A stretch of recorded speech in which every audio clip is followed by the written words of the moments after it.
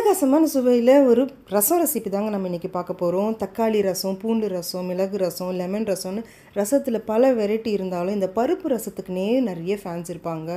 இந்த ரசம் செஞ்சிங்கன்னா குழம்பு எதுவுமே தேவையில்லை, ரசம் மட்டுமே போதும்னு சொல்லுவாங்க. அந்தளவுக்கு டேஸ்ட் அட்டகாசமாக இருக்கும். எப்படி சேர்த்துன்னு பார்க்கலாமா? குக்கரில் 10 நிமிஷம் போல் ஊற வச்ச துவரம்பருப்பு சேர்த்துக்கோங்க. 1/2 கப் அளவுக்கு சேர்த்துருக்கேன்.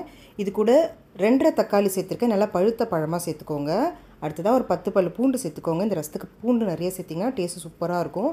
1/2 ஸ்பூன் அளவுக்கு மஞ்சள் தூள் சேர்த்துட்டு ஒரு சின்ன எலுமிச்சம்பழம் அளவுக்கு புளி சேர்த்துக்கோங்க.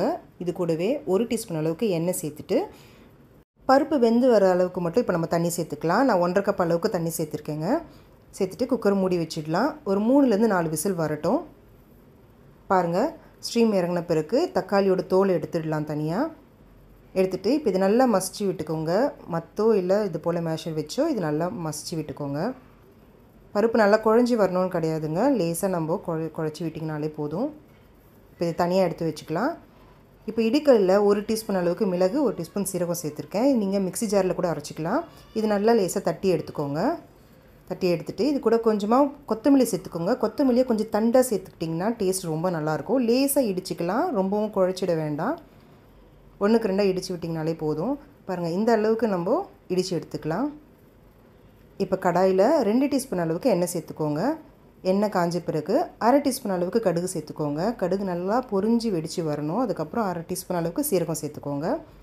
சீரகம் நல்லா பொரிஞ்ச பிறகு அடுத்து காரத்துக்கு 3 வரமிளகாய் சேர்த்துக்கோங்க. கொஞ்சமாக கருவேப்பிலை சேர்த்துக்கலாம். இப்போ நம்ம தட்டி வச்சுருக்க மிளகு சீரகத்தையும் சேர்த்துக்கோங்க.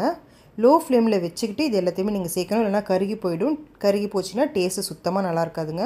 அதனால் ஃபுல்லாக லோ ஃப்ளேமில் வச்சுட்டே நீங்கள் எண்ணெய் ஊற்றும் முதலேருந்து லோ ஃப்ளேமில் தான் இருக்கணும். இப்போ இதை ஒரு நிமிஷத்துக்கு மட்டும் நல்லா கலந்து விட்டுட்டு நம்ம மசிச்சு வச்சுருக்க பருப்பு சேர்த்துக்கோங்க. சேர்த்துட்டு இப்போ ரசத்துக்கு தேவையான அளவுக்கு தண்ணி சேர்த்துக்கலாம்.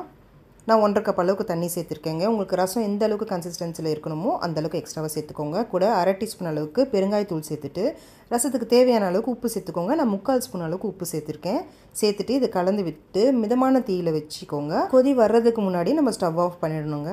இது போல் நுரக்கட்டி வந்ததும் நம்ம ஸ்டவ் ஆஃப் பண்ணிடலாம். அவ்வளோதாங்க, ரொம்பவே டேஸ்டியான ரசம் ரெசிபி ரெடி ஆகிடுச்சு. ரசம் மட்டுமே போதும்னு சொல்லுவாங்க, அந்த அளவுக்கு டேஸ்ட்டும் அட்டகாசமாக இருக்கும். ட்ரை பண்ணி பார்த்துட்டு எப்படின்னு சொல்லுங்கள். இந்த வீடியோ பிடிச்சிருந்துச்சுன்னா லைக் பண்ணுங்கள். உங்கள் ஃப்ரெண்ட்ஸ் அண்ட் ஃபேமிலி கூட ஷேர் பண்ணிக்கோங்க. Thank you friends.